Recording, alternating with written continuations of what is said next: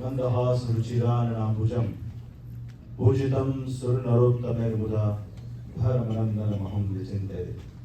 બોલો સ્વામિનારાયણ ભગવાનની જય.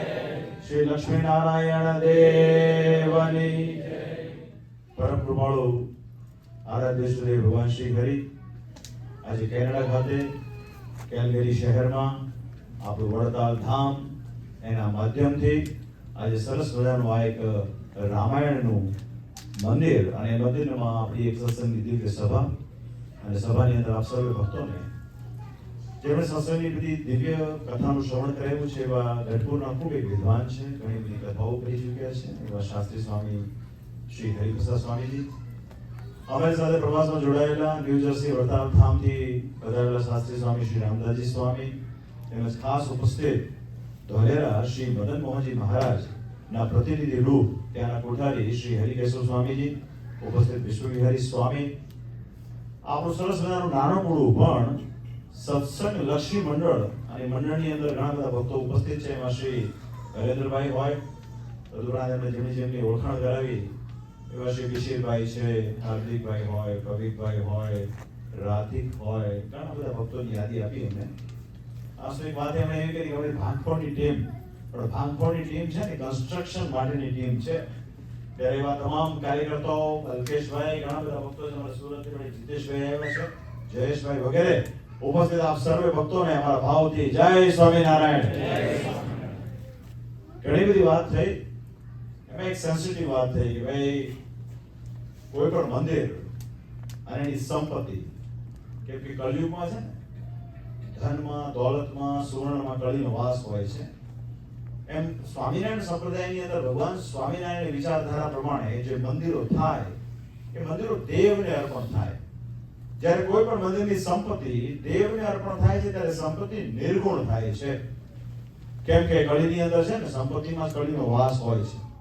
ત્યારે એ શ્રીજી મહારાજ આથી 200 વર્ષ પહેલા એવી પ્રથા શરૂ કરેલી છે. વડતાલનું મંદિર સદગુરુ શ્રી બ્રહ્માનંદ સ્વામીએ બાંધ્યું. એ 9 શિખરનું મંદિર, હિમાલયને શરમાવે એવા શિખરો, અને શિખરોની અંદર 9 લાખ જેટલી ઈંટો એના પાયામાં ધરવામાં આવી. અને વડતાલ જે છે સ્વામિનારાયણ સંપ્રદાયનું એક સર્વોચ્ચ તીર્થધામ છે. કેમ કે શ્રીજી મહારાજે કરવાના તમામ મુખ્ય કાર્યો ત્યાં રહીને કર્યા છે. મહારાજે ત્યાં લક્ષ્મીનારાયણ દેવ પધરાવ્યા છે. મહારાજે સર્વજીવના હિત માટેની શ્રી શિક્ષાપત્રીનું લેખન કાર્ય ત્યાં કર્યું. મહારાજ સંપ્રદાયની પરંપરા જળવાઈ રહે એના માટે આચાર્ય પદનું સ્થાપન પણ ત્યાં જ રહીને કર્યું. આમ તો સંપ્રદાયનો એક બીજો અર્થ પરંપરા થાય, ગુરુ પરંપરા. તો આ સંપ્રદાયના ગુરુ સહજાનંદ સ્વામી છે. તો સહજાનંદ સ્વામીએ સંપ્રદાયની અંદર ગુરુ પરંપરાનું વર્ણન એ વડતાલના 18મા વચનામૃતમાં કહેલું છે કે અમારા ગુરુ શ્રી રામાનંદ સ્વામી, એમના ગુરુ શ્રી રામાનુજાચાર્યજી, અને એમણે સંપ્રદાયની અંદર આચાર્ય પદનું સ્થાપન ધર્મકુળમાં કરેલું છે. તો એ આચાર્ય પદનું સ્થાપન વડતાલમાં થયું. મહારાજે અનેક વચનામૃતો કહ્યા છે, ગોમતીજીએ મહારાજે અનેક ચરિત્રો કહ્યા છે, મહારાજે દિવ્ય રંગોત્સવ કર્યો છે. મહારાજે અનંત લીલાઓ કરી છે.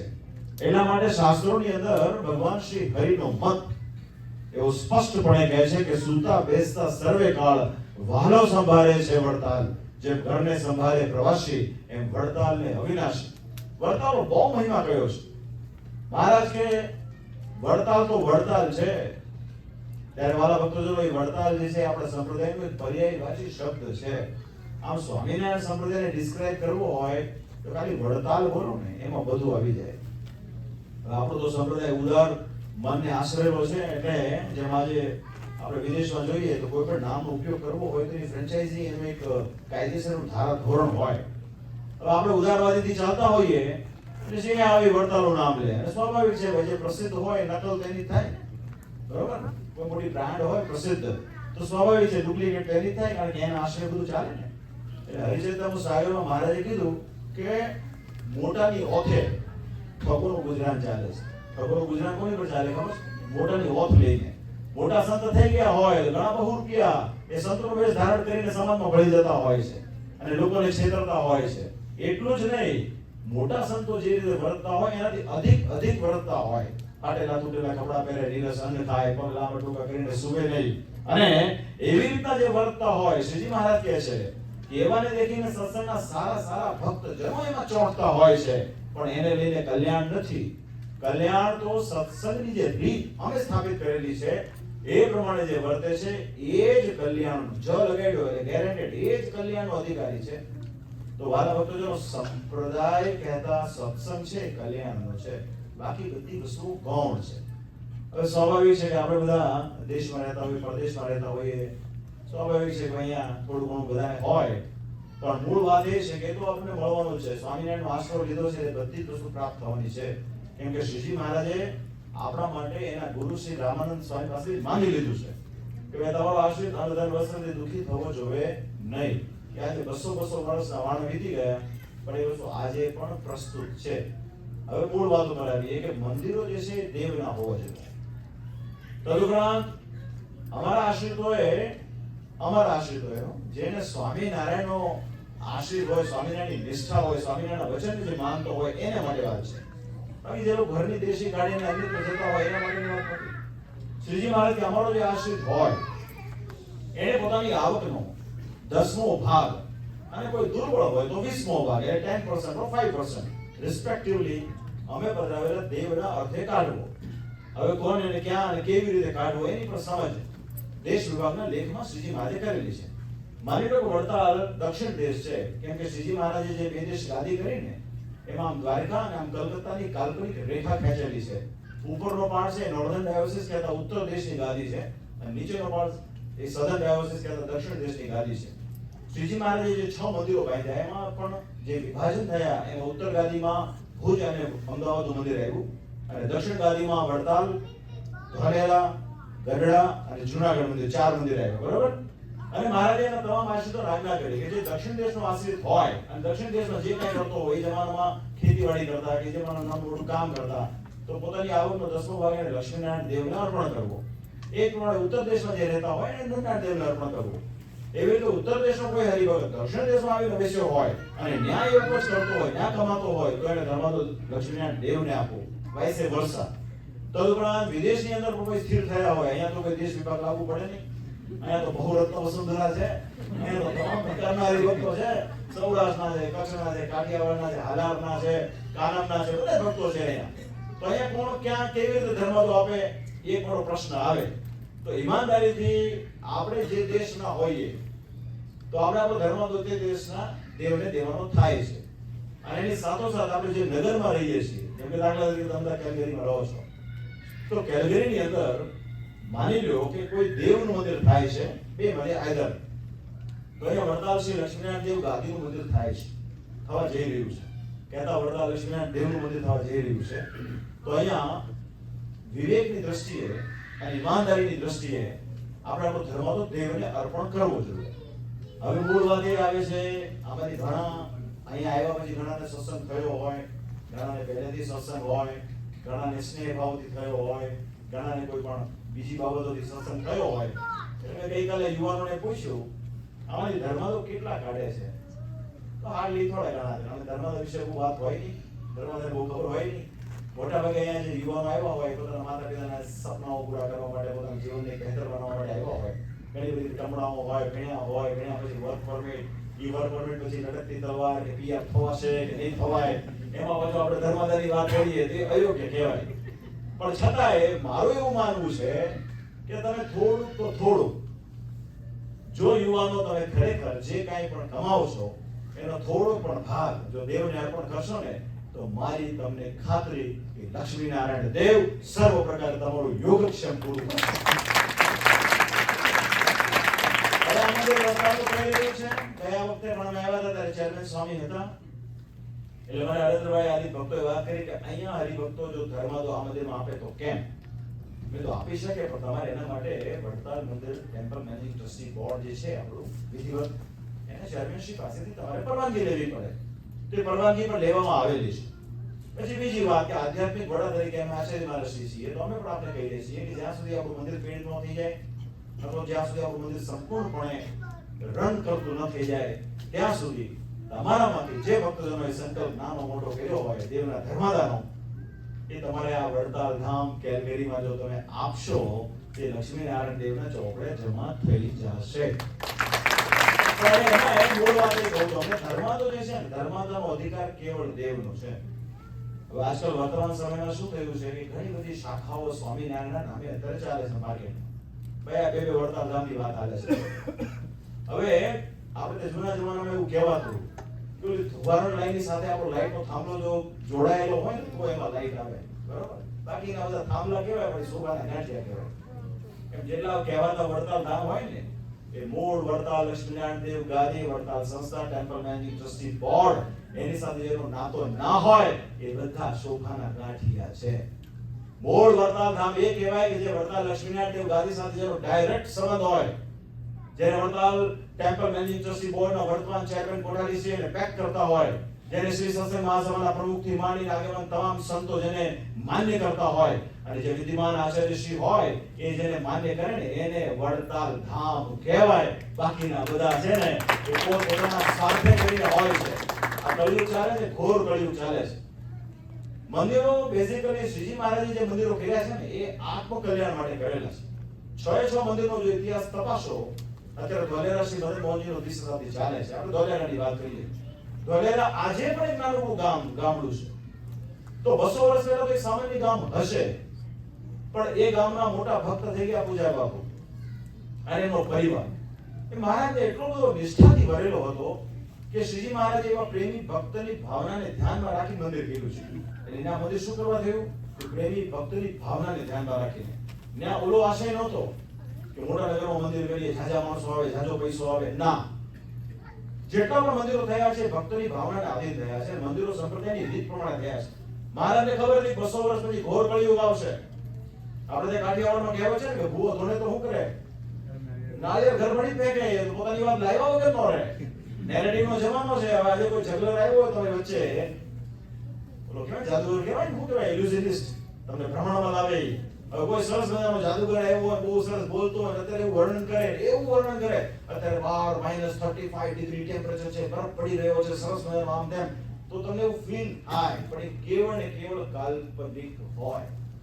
ત્યારે વાલા ભક્તોજનો હંમેશા સત્સંગની અંદર કોઈ પણ વાતનું જે પ્રમાણ હોય ને એના શાસ્ત્ર વડે કરીને થાય. અહીંયા શ્રી હરેન્દ્રભાઈ વાત કરી કે પૂર્વે કોઈ એવું નેરેટિવ રજૂ કર્યું હશે કે આ બધી સંપત્તિઓ આચાર્યશ્રીની ગણાય, એટલે આચાર્યશ્રીને ધર્મદો આપો તે આવી ગયો ગણાય. એ વાત તદ્દન ખોટી છે, કેમ કે ધર્મદો તો દેવનો છે. આચાર્ય કોણ છે? તો આચાર્ય પણ દેવનો છે. આચાર્ય દેવનો પ્રતિનિધિ છે, દેવનો પડછાયો છે, દેવનો ચરણ સેવક છે. એ દેવ થકી આચાર્ય પણ ઉજળા છે. ત્યારે વાલા ભક્તોજનો ધર્માદો કહેતા કે સંપત્તિ કહેતા કે તમામે તમામ બાબતે દેવની હોય. કોઈ કહેવાતા આચાર્ય હોય, અત્યારે ભાઈ જો કાયદેસર રીતે મોદી સરકાર પ્રધાનમંત્રી છે તો કોઈને એવો ઉપાડો થાય કે ના ના અમે તો ભાઈ પેલા મનમોહનસિંહજીને માનીએ છીએ, તો તમે માની શકો છો ભાઈ, ડેમોક્રેસી છે. તો પણ નોટબંધી એનાથી ન થાય. બુદ્ધિમાન હોય ને એની રેલી હાલે ફરતા હોય, ઘણા મોટી સેલિબ્રિટીઓને ડુપ્લિકેટ ફરતા હોય. બહુ બધું શું કરે, કોઈ ફંક્શન માં પેટીઓ રળી ખાય, બધા સેલ્ફી બેલ્ફી પડાવે ને તો પેડ હોય અને $200-500 આપો એટલે વાત પૂરી. તો વાસ્તવમાં અત્યારે સ્વામિનારાયણ નામે એટલી બધી શાખાઓ, એટલી બધી પ્રશાખાઓ ચાલે છે કે લોકોમાં કન્ફ્યુઝનનો પાર નથી. આય સ્વામિનારાયણ, આય સ્વામિનારાયણ, આય સ્વામિનારાયણ. તો એને સમજવા માટે સૌ પ્રથમ તમામ હરિભક્તોને મારી બહુ હૃદયથી લાગણી છે કે થોડો અભ્યાસ કરવો જોઈએ. શ્રીજી મહારાજને જે અભ્યાસ કરતો નથી ને એનો સંકલ્પ રૂપી સૃષ્ટિ, એના મનનું ભૂત એને સૃષ્ટિને પૂરી થવા દેતું નથી. મારે બધાએ અભ્યાસ કરવો જોઈએ થોડો. કેનેડામાં રહો છો, જેટલા યુવાનો છે બધા પોતાના જોબ માટે, PR માટે, પોઈન્ટ્સ માટે, કયા મળે, ક્યુબેકમાં જાવ ત્યાં મળી જાય કે નહીં, BCમાં જાવ ત્યાં મળી જાય કે નહીં, કે ઓન્ટારિયોમાં શું છે પોઝિશન, કે આલ્બર્ટામાં શું પોઝિશન છે, એનું આપણે બહુ જ્ઞાન હોય છે. કેમ કે સીધું તો આપણે લાગુ પડે છે. તો જેટલું જ્ઞાન આપણે વર્તમાન સમયમાં આપણી જોબને લઈને કે આપણી સ્થિરતાને લઈને થાય છે, એટલું જ જ્ઞાન, એમાંથી 10% જ્ઞાન ખરેખર આપણે બાપ દાદાના મળેલા સંપ્રદાયને વિશે થવું જોઈએ. એના માટે તમામ ભક્તોએ શિક્ષાપત્રી જે મહારાજે લખી છે એ બહુ નાની એવી શિક્ષાપત્રી છે, 212 શ્લોકની છે. એમાં આખા સંપ્રદાયનો ટોટલ સાર એમાં આવી ગયો છે. ત્યાગી, ગૃહી, આચાર્ય, ભાઈ, સદ્વા, વિધવા, કેને કેમ વર્તવું એ બધી વસ્તુનું વર્ણન એમાં છે. તો સર્વપ્રથમ તો મારી તમામ ભક્તોને બહુ ભલામણ છે, જો તમારે સત્સંગને આગળના લેવલે લઈ જવું હોય ને તો થોડું શિક્ષાપત્રીનો અભ્યાસ કરો અને એમ કરશો તો નિશ્ચય બહુ સરસ થશે. આ એક વાત. બીજી વસ્તુ, આપણે બધા વિદેશમાં રહીએ છીએ, બધા વેલ ટુ ડુ છે, બધા ડોલર કમાય છે, બધા પાસે ગાડી છે, બધા પાસે મકાન છે. તો આમાં કોઈને નમે ને એના જેવી વાત છે, બરોબર છે. એટલે થાય શું, સત્સંગમાં સંઘર્ષ બહુ થતો હોય. જો કે અહીંયા શક્યતા ઓછી છે, કારણ કે હજી તો મંદિર આપણું થયું નથી. જે દિવસે મંદિર થઈ જાય, મોટું થઈ જાય, 3-4 કરોડ થઈ જાય, $2-5 મિલિયન નું ફંડ થઈ જાય, તેથી અસલી ખેલ થાય. અત્યારે તો આખા મજા થતા હોય, કારણ કે એમ થાય કે હવે આપણે બોલશું તો ગળામાં હાર આવશે. પણ મારા ભક્તોનો પ્રેમથી રહેજો, સંપીને રહેજો, આત્મીયતાથી રહેજો. દરેકમાં ગુણ અને અવગુણ બધામાં હોય છે. કોઈ કઈ અમારી પુરુષોત્તમ નારાયણ છે નહીં. મારે વાલા ભક્તો બહુ પ્રેમથી રહેજો, તો ચોક્કસ તમે જે ધાર્યું છે ને એના કરતા પણ શ્રેષ્ઠ મંદિર થશે. અત્યારે આપણી નાની શરૂઆત છે. જેમાં આપણે વર્ષો પહેલા આપણા વડીલો અહીંયા વિદેશમાં આવ્યા હોય, અમેરિકા આદિ, તો નાનેથી શરૂઆત થતી હોય છે. પણ એ શરૂઆત આપણી બહુ સ્ટાન્ડર્ડ છે, યોગ્ય દિશામાં છે, શ્રીજી મહારાજની રુચિ પ્રમાણેનું છે. આ કોઈ વ્યક્તિનું મંદિર નથી. આમાં કોઈ ત્યાગી વિશેષનો પણ લાગ ભાગ નથી. મોટા ભાગે શું થાય છે, વર્તમાન સમયમાં આવું એમ થાય કે અમારું હાંઠીલું ફોસી દઈએ. અમારા રામદાસ સ્વામી છે ને, એકદમ એવા નિષ્કામ ભાવથી આખા દેશ અને વિદેશમાં સત્સંગનું વિચરણ કરે છે. અને કોઈ દિવસ એવો ક્યારે સંકલ્પ થયો નથી કે આ મંદિરમાં અમારું રહે, કેમ કે આ મંદિર દેવનું છે. થાય શું ઘણીવાર કે જે દેવનું હોય ને, તો લગભગ લોકો તો એવું જ્ઞાન આપતા હોય કે આમાં કઈ થાય નહીં, જે હવનું હોય કોઈનું ન હોય, એવો ભાવથી અમને હોંપી દો, અમે સત્સંગ કરાવશું, અમને હોંપી દો, અમારા સંત મંડળે મૂકી દેશું.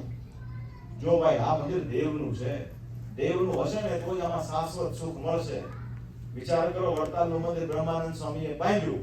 હવે કદાચ બ્રહ્માનંદ સ્વામીએ કહ્યું હોત કે સ્વામી અમારું મંડળ જ્યાં સુધી રહે આજીવન, ત્યાં સુધી અમારું મંડળ આ મંદિરમાં સેવા કરે, અથવા તો રઘુવીરજી મહારાજ આદિ આચાર્ય હતા, રઘુવીરજી મહારાજને શ્રીજી મહારાજે કીધું હોત કે જાઓ અમે તમને આચાર્ય બનાવ્યા છે, આ સંપ્રદાયના ધણી બનાવ્યા છે, આ મંદિર કુળ પરંપરામાં તમારું રહે, તો કદાચ શું પરિસ્થિતિ હોત, વી નેવર નો.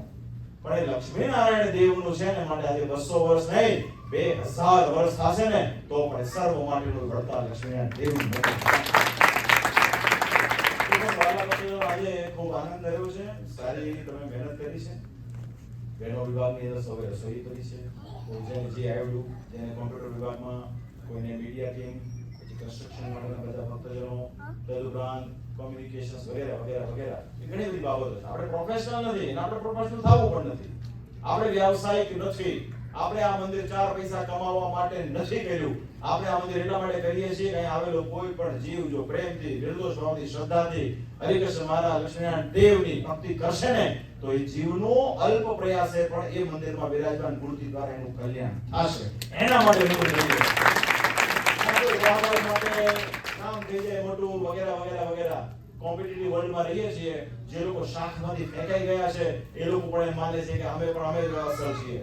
ભાઈ આમાં કેવું હોય, અમેરિકાનો જે પ્રેસિડેન્ટ હોય ને વર્તમાન, એની વાઇફને ફર્સ્ટ લેડી કહેવાય.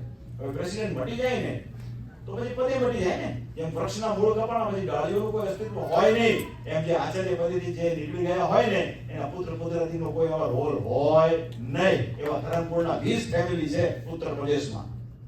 તો વાલા વખતે સમજવાની બહુ જરૂરત છે. પરમાત્માની કૃપા હોય એમ થાય. આપણે બધા બોલીએ છીએ ને કે આ વિશ્વમાં ભગવાનની મરજી વગર સૂકું પાંદડું પણ ખાવા સમર્થ નથી. ભગવાનની ઈચ્છા હોય એમ થાય. ભગવાનની ઈચ્છા એ જ મારું ભાગ્ય. એવું જ્યારે ભક્તો માનતા હોય ત્યારે વિચાર કરો કે વડતાલ લક્ષ્મીનારાયણ દેવની ગાદી ઉપર તમારું જવાનું થાય ને અમારું આવવાનું થાય, કોની મરજીથી થાય? વિચાર કરો. નહીં તો આપણા દેશની અંદર છે ને, કોઈ સામાન્ય કારકુનને પણ એના પદ પરથી હટાવી શકાતું નથી. વિચાર કરો. ત્યારે એવા સમયમાં આજે અમે 23 વર્ષની ગાદી ઉપર છીએ, તો એ વિચાર કરવાની વાત છે.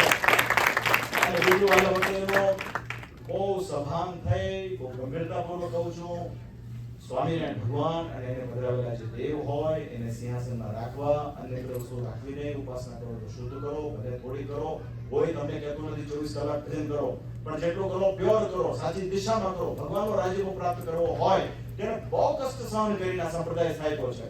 આ સંપ્રદાય કઈ અલેટ ટપુએ સ્થાપેલો નથી. આ સંપ્રદાય અનંત કોટી બ્રહ્માંડના આધાર પુરુષોત્તમ નારાયણ સ્વામી નારાયણે સ્થાપેલો છે. 2 દેશ ગાદી કરી છે, 6 મંદિરો બાંધ્યા છે, અનેક ચરિત્રો કર્યા છે, અનેક શાસ્ત્રોની રચના કરાવી છે અને આપણને સ્પષ્ટ ઉપદેશ આપ્યો છે. માટે વાલા ભક્તો એ પ્રમાણે ચાલજો. બધા વડતાલનું મંદિર આપણું બને છે, આપણું જ છે. આમાં કઈ બહુ લાંબો પડો વિચાર કરવો નહીં. ખ્યાલ આવ્યો ને? અને એ પ્રમાણે બધા લાગી પડો. નિશ્ચય આવતા વર્ષે અમે આવીશું તો અમને એમ થવું જોઈએ કે અહીંયા વડતાલ રામ મંદિર નિર્માણ થઈ ચૂક્યું છે અને વડતાલ લક્ષ્મીનારાયણ દેવની પ્રતિષ્ઠા પણ થઈ જશે. એવો ભગવાન આપણને ખૂબ મંગળ કરે, ખૂબ જય કરે. બસ પ્રેમથી રહેજો ફૂલ મળીને. હરિભરીને ઈ જ કહેવા માંગુ છું. પાણીમાં શ્રીજી મહારાજ કે લાકડી પડે, પાણી છૂટું પડે, એમ અમારા ભક્તજનોમાં નાનો મોટો વિક્ષેપ થયો હોય ને, એ થોડા પૂરતું રાખ. પછી સોરી કઈ બાજુ છે ને જોડાઈ જવું. બહુ અંટટ રાખવી નહીં, અંટટથી કાંઈ મળશે નહીં. માટે બહુ પ્રેમથી બધા રહેજો. એ મારી છેલ્લી વિરામ. ભગવાન તમારા સૌનું મંગળ કરે. અમારા રામદાસજી સ્વામી બધા આવ્યા છે, ધોલેરાના હરિકેશવ સ્વામી આવ્યા છે, ધોલેરાના ઉત્સવ માટે આવ્યા છીએ. ધોલેરામાં શ્રીજી મહારાજ જે મદન મોહનજી ભરાયા છે, મહાપ્રતાપી છે.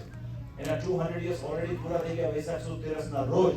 પણ આપણે ભાલ પ્રદેશ છે એટલે ડેઝર્ટ જેવું હોય, ગરમી બહુ હોય, એટલે આપણે ડિસેમ્બરમાં ઉત્સવ રાખ્યો છે. બહુ મોટા સ્કેલ પર રાખ્યો છે.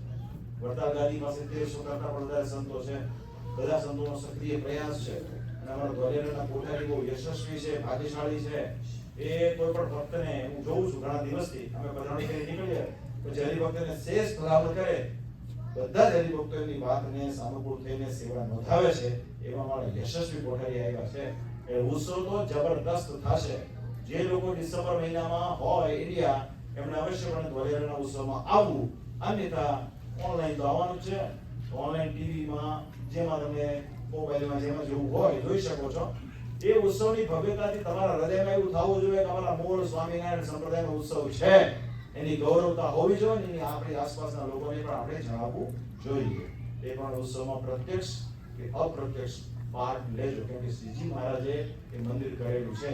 અને મહારાજના બહુ મોટા સંત વૈરાગ્ય મૂર્તિ સદગુરુ નિષ્કળાનંદ સ્વામીએ એ મંદિરની અંદર તપસ્યા કરી છે. 6 મંદિરમાં શ્રીજી મહારાજે ખાલી ધોલેરા માટે જ એવું કીધું કે અહીંયા કોઈ એક સાધુને જવાડે, જગતના કરોડને જવાડે, બેનું પુણ્ય સરખું છે. એવું શા માટે કીધું હશે? કારણ કે બહુ સંઘર્ષમાંથી મંદિર થયું છે.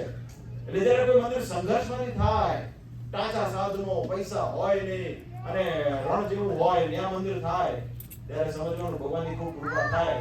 તો એ જ પ્રમાણે કેરગીરી પણ સંઘર્ષમાંથી ઊભું થઈ રહ્યું છે. આમાં જે સેવા કરશે ને શ્રીજી મારો ડાયરેક્ટ હૃદયથી બહુ કરશે. સૌને મહારાજ બાંધેલું મંદિર છે, આપ સૌ પધારજો. એવી છેલ્લી ભલામણ છે. શ્રીજી મહારાજ આપ સૌ ખૂબ મંગળ કરે, ખૂબ શ્રેય કરે એવી ચરણમાં પ્રાર્થનાની સાથે મારા ભાવથી જય સ્વામિનારાયણ.